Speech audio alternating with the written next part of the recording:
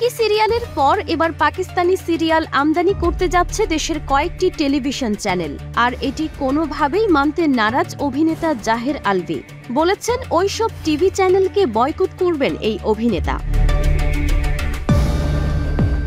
Pakistani serial আমদানি করা চ্যানেলে কাজ করবেন না জানিয়ে নিজের ফেসবুক হ্যান্ডেলে জাহের আলভী লিখেছেন, শুনলাম পাকিস্তানি সিরিয়াল আমদানি হচ্ছে আমাদের দেশে, শীঘ্রই শুরু হবে সম্প্রচার। খুবই চড়া ও অগ্রিম দামে কিনে নিয়ে আসা হয়েছে, অলরেডি ডাবিংও শুরু হয়ে গেছে।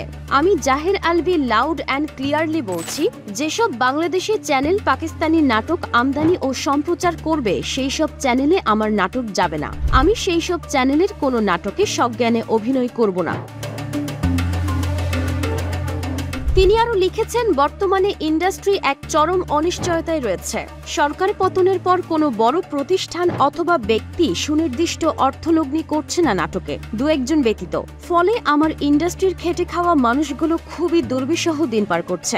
90% ডিরেক্টর, আর্টিস্ট, ক্যামেরাম্যান, মেকআপম্যান ঘরে বসে দিন পার করছে আর সুদিনের আশায় রয়েছে।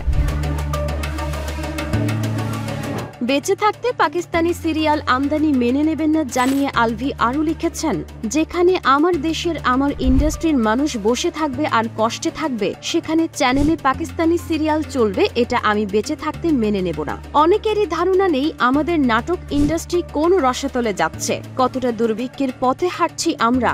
সবাই এখন ইয়ানাফসি মনোভাব নিয়ে আছে।